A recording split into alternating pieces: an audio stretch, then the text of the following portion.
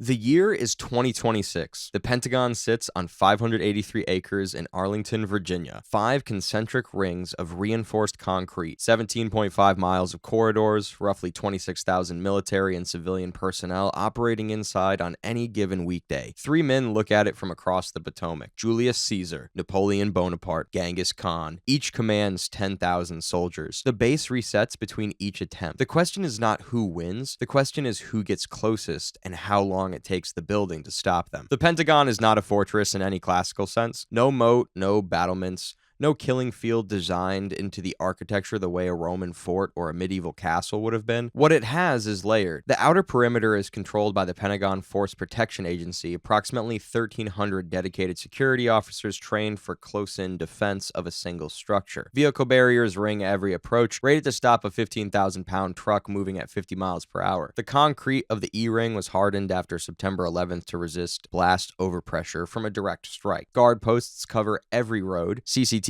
feeds the full exterior perimeter continuously. For this scenario, air support from Joint Base Andrews is removed. No F-22s, no gunships, no close air support of any kind. The defense is what stands on the ground. M2 Browning 50 caliber machine guns mounted at perimeter positions, each firing at 550 rounds per minute with effective range beyond 1,800 meters. M240 machine guns cover every direct approach. Armored vehicles carrying heavy machinery function as rapid tactical response units. Every security officer carries an M4 rifle with thermal optics. Ground sensors along the outer perimeter detect movement at 100 meters. This is not a soft target. Strip away the aircraft, and it is still not a soft target. The perimeter's actual strength lies not in any single defensive element, but in the redundancy of overlapping coverage. Every approach angle receives fire from multiple positions simultaneously. The towers can engage targets at distances that historical armies could not even perceive clearly. The vehicle barriers are not just obstacles, they're stopping points engineered to a specific physics problem. A 15,000-pound truck at 50 miles per hour carries kinetic energy equivalent to multiple tons of explosives. The barriers are designed to absorb that energy without deflection. No historical battering ram, no matter how massive, operates on comparable principles. The concrete has been tested. It holds. The garrison itself has trained extensively on this perimeter. Every officer knows the coverage maps. Every enlisted security officer has walked the grounds hundreds of times. They understand the dead zones,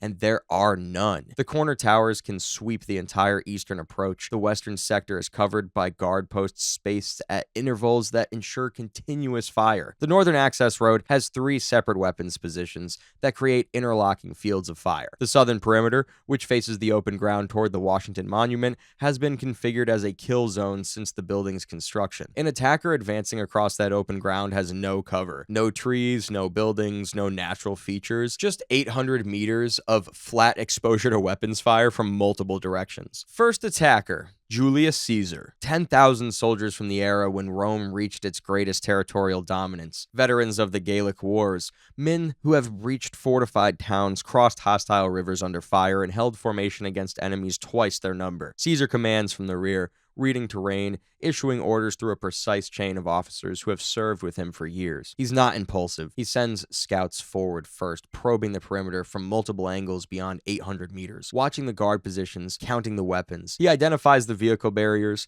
He identifies the guard towers. He does not understand what is mounted in them, but he understands they engage at distances his men cannot close without cost. Caesar forms his sentries at 600 meters. Shields raised, formation tight. The 50 caliber opens at 500 meters. A Roman scudum absorbs a javelin traveling at 30 meters per second. It does not absorb a round moving at 887 meters per second. The physics are not comparable. The first sustained burst drops men in rows. Caesar responds the way he always responds. He orders the testudo, shields overhead, locked along the flanks, the formation that held against Gallic arrows and Parthian volleys for 2 decades. Against automatic weapons firing 550 rounds per minute, it concentrates soldiers into a denser target. The M240s work across it methodically. Men collapse in clusters. Caesar shifts his cavalry wide, pushing them toward the flanks. He's searching for a gap, a dead zone. Any approach the weapons coverage does not reach. There is no gap. The perimeter positions overlap. His cavalry reaches 200 meters on the eastern approach before mounted fire stops them entirely. The centurions hold what is left of the formation together and push forward another 50 meters on pure discipline. Some men reach the vehicle barriers. The barriers do not move. They're not a wall to scale. They're engineered stopping points, and no tool in a Roman kit is designed to open them. The minute the barriers are eliminated at close range, 90 minutes, approximately 6,500 dead. The survivors withdraw.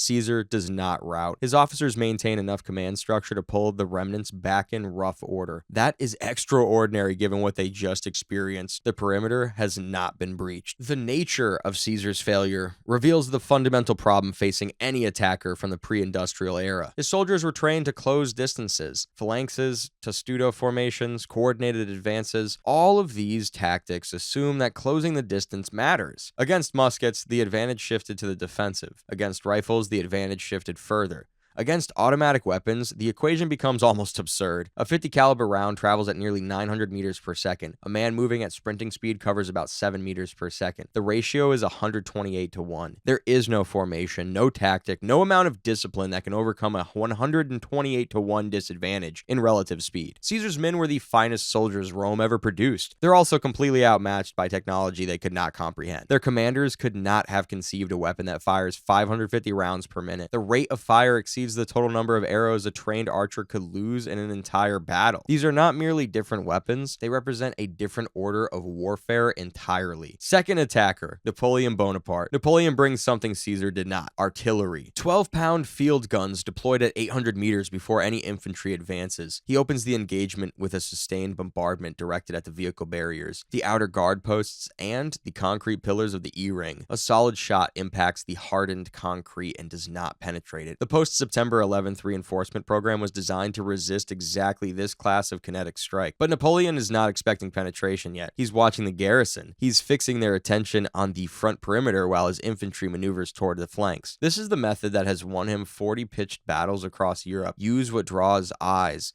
Move where eyes are not. The garrison's thermal optics track every approach. Napoleon does not know this. His flanking columns reach 400 meters before the corner towers engage them. The fire is heavier from the sides than his reconnaissance suggested. He adjusts. He pushes his skirmishers forward in dispersed lines, wide spacing, no dense formation for the automatic weapons to work across. Men fall, but not in rows. Napoleon's infantry instinctively drops, advances between bursts, finds low ground. Some reach 200 meters. A squad reaches vehicle barriers and stops. No explosive in their kit opens a barrier rated for a 15,000-pound collision. The squad's eliminated at close range. Napoleon withdraws after 4 hours, roughly 3,200 casualties. He's caused minor structural damage to 2 external guard posts with direct artillery fire. He's identified the vehicle gate as a potential breach point and directed his last battery against it for 40 minutes. The gate is damaged. It's not open, so he's already revising the plan. Heavier guns, more powder, a different approach to the gate on a second attempt. He's the only attacker who leaves with a viable follow-on concept. Napoleon's approach represents a fundamental shift in military thinking. He understood that fortifications are engineering problems. They can be solved with sufficient resources, the right tools, and proper methodology. His artillery was the cutting edge of weaponry in his era. It could breach stone walls that had stood for centuries, but the Pentagon's walls are not stone. They're reinforced concrete, and reinforced concrete can absorb energy that would destroy traditional masonry. The artillery that devastated European fortresses in the Napoleonic era would require substantially more firepower to compromise modern construction. Napoleon leaves because he recognizes this. He needs bigger guns. He needs more ammunition. He needs an engineering solution that exceeds the resources available to him in this scenario. Under different circumstances, with a supply train capable of delivering 24-pound guns and the time to construct siege works, Napoleon might have eventually opened a breach, but time and logistics are not on his side. The garrison can endure 4 hours. Napoleon cannot endure indefinitely. Third attacker, Genghis Khan. He does not attack the Pentagon. Not on day 1, not on day 2. His riders circle the full perimeter at 1,500 meters for 3 days. Beyond effective machine gun range against fast-moving cavalry, he's counting weapons positions, guard rotations, the vehicles that enter and leave along the access roads, the fuel trucks, the delivery convoys, the water shipments. Genghis Khan has no framework for a modern logistics network, but the principle is not new to him. He's starved fortified cities into submission across Persia, China, and Central Asia. A fixed position requires supply. Cut the supply and the position fails without a single man reaching the wall. His 10,000 riders establish a 15-kilometer cordon. Nothing enters, nothing leaves. He burns a resupply depot 3 kilometers north on day 3. His riders intercept 2 vehicle convoys on day 4. Water rationing begins inside the Pentagon on day 6. By day 8, the garrison commander is calculating operational timelines against declining reserves. At night, fires appear on every visible ridgeline. Riders probe the perimeter at 900 meters and withdraw before the machine guns can track them. The garrison expends ammunition on fast-moving targets in darkness. By day 10, 50 caliber reserves have declined by a third. Reaction times are slower. Mistakes are being made on the perimeter that were not being made on day 1. Genghis Khan's total losses over 14 days of probing amount to roughly 300 riders. Against a garrison that can see heat signatures in total darkness and fire accurately at a kilometer, 300 is functionally nothing. He's not attempted to breach the perimeter. He's not needed to. The outcome? Third place. Caesar. 90 minutes. 6,500 dead. 0 meters gained past the vehicle barriers. His discipline is extraordinary, and it changes nothing. The weapons defending the perimeter were not built to be beaten by courage or formation. Second place. Napoleon. 4 hours. 3,200 casualties, structural damage to 2 guard posts, and a damaged vehicle gate that did not open. He came closer to a breach than anyone. He also left with a plan. Of the 3, he is the only one who understood that the problem was an engineering problem, not a tactical one. He simply did not have the right engineering. First place. Genghis Khan. 14 days,